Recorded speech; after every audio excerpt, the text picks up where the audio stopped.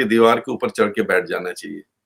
तो यूक्रेन तो सिर्फ यही नहीं, बल्कि अब तो लोग ये कहते हैं कि बस प्रेसिडेंट पुतिन को चाहिए कि वो मुसलमान हो जाए। हम कहते हैं कि बस हमें क्योंकि वो पसंद आ गए, हमने उनकी तरफ अपना झुकाव कर लिया। हमने किसी शिया को मुसलमान नहीं करार दे सकते हम, किसी शिया को इस आड़ में कि यार उनके साथ जाती हम, लेकिन इसका हरगिज मतलब ये नहीं कि किसी भी दहशतगर्दी के बाद शुरू से ये थी कि हमें इस वक्त साइड लेना चाहिए, ना कि दीवार के ऊपर चढ़ के बैठ जाना चाहिए। तो यूक्रेन वो मुल्क है जिसने 1996 में पाकिस्तान को 320 टैंक दिए थे, जो कि जिस वक्त के कोई भी उनको नहीं देता था। और वो टैंक अभी तक जो है वो हमारे पास चल रहे हैं और अभी तक वो बेहतरीन टैंक है। उसके बाद भी उन्होंने पाकिस्तान की डिफेंस इंडस्ट्री में, अगर आप रशिया को देख लें और अगर आप यूक्रेन को देख लें, तो पाकिस्तान आर्मी को जो है मजबूत बनाने में यूक्रेन का बहुत बड़ा किरदार है। तो रशिया ने हमारे साथ वादे बड़े किए, लेकिन उन वादों को कभी वफा नहीं किया। तो वो इंडिया को पागल बनाने के लिए हमें 2-4 चीजें दे देता है कि ताकि इंडिया जब उसके पास से अमेरिका की तरफ भाग रहा होता है, तो वो क्या करते हैं, हमें 4 जो हैं वो Mi-35 दे दिए। इंडिया दौड़ के वापस आओ, ये क्या कर रहे हो भाई, ये तो आपने उनको हेलीकॉप्टर दे दिए, तो भाई तुम भी तो अमेरिका के पास गए थे। तो हमें तो यूज किया जा रहा है, एटलीस्ट हमें ये देखना चाहिए। रशिया तो कभी भी हमारा दोस्त नहीं था, ठीक है। देखिए, एज ए पाकिस्तानी अवाम, हमें अमेरिका हमेशा से बुरा लगता है। हम हर उस चीज को बुरा कहते हैं जो अमेरिका करता है, और हम उस हर कंट्री को बुरा कहते हैं जो कि अमेरिका के साथ होता है। आज के मामले में अमेरिका यूक्रेन के साथ है, तो इस वजह से हम सब यूक्रेन के खिलाफ हैं इन पाकिस्तान के अंदर। यानी आपने यूक्रेन की तो बदनसीबी और बेचारों को भूल गए।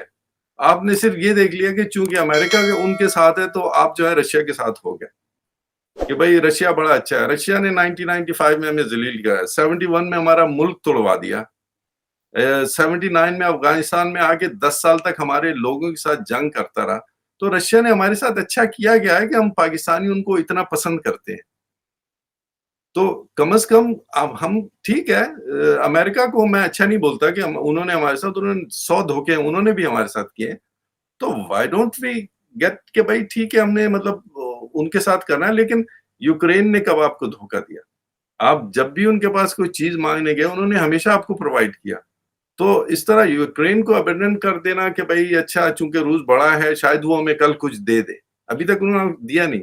अगर इमरान खान वहां जाके वीट वगैरह के कॉन्ट्रैक्ट वगैरह साइन करके आ गए, उतना वीट तो यूक्रेन के पास भी है।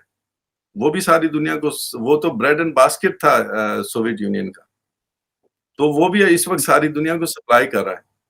तो ये चीज तो वो भी दे सकते थे। अब प्रॉब्लम ये है कि आप कॉन्ट्रैक्ट तो साइन करके आ गए हैं, सारी दुनिया ने तो उन पे सैंक्शन लगा दिया है, वहां पे तो स्विफ्ट भी बंद हो गया। अब पैसे उनको कैसे दोगे, वो आपको माल कैसे सप्लाई करेंगे?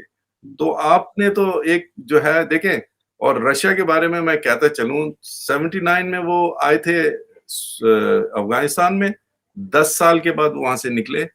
10 साल के बाद निकलने के बाद उनका क्या हाल हुआ? उनका सोवियत यूनियन ही टूट गया। ठीक है, 15 रिपब्लिक्स थी, 15 कंट्रीज बन गई। इसी तरीके से आज वो यूक्रेन में आए। यूक्रेन की कौम हार मानने वाली नहीं है। आप अफगानिस्तान की तरह उस पर कब्जा तो कर लेंगे, लेकिन उसको सस्टेन नहीं कर पाएंगे।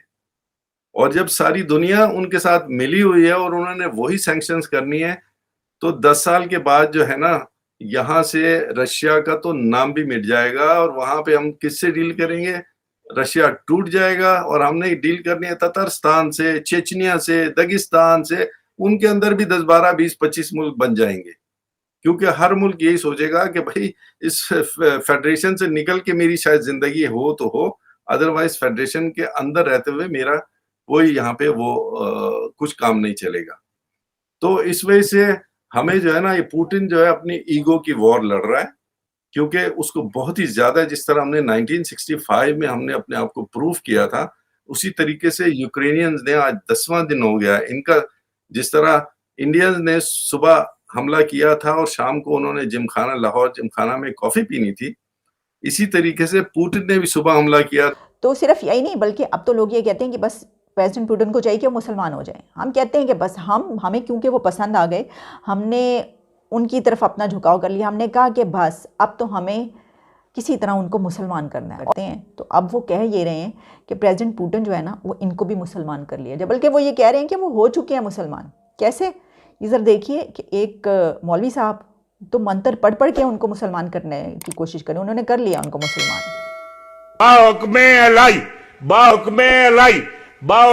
अलाई ए जड़ा मीर वलाती पुटन है, बाहुक्मे अलाई ए मुसलमान भी हो सी और पूरा जड़ा ए रूस हैगा, ए बेशुमार लोग ए भी नाल मुसलमान हो सन। जिहड़ी गल आखना पिया ए समझने की कोशिश करियो, ए पक्की गल है।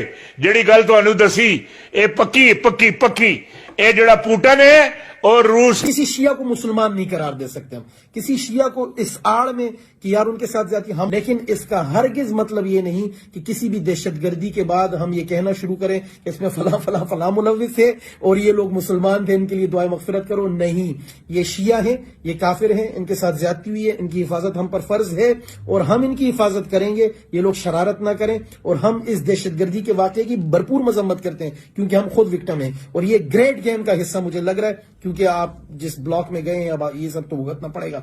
लेकिन इस सब के बावजूद शिया को हम मुसलमान नहीं करार दे सकते। हाँ, वो मजलूम है, ज्यादती हुई है, हमारी हमदर्दियां उन लवाहिकीन के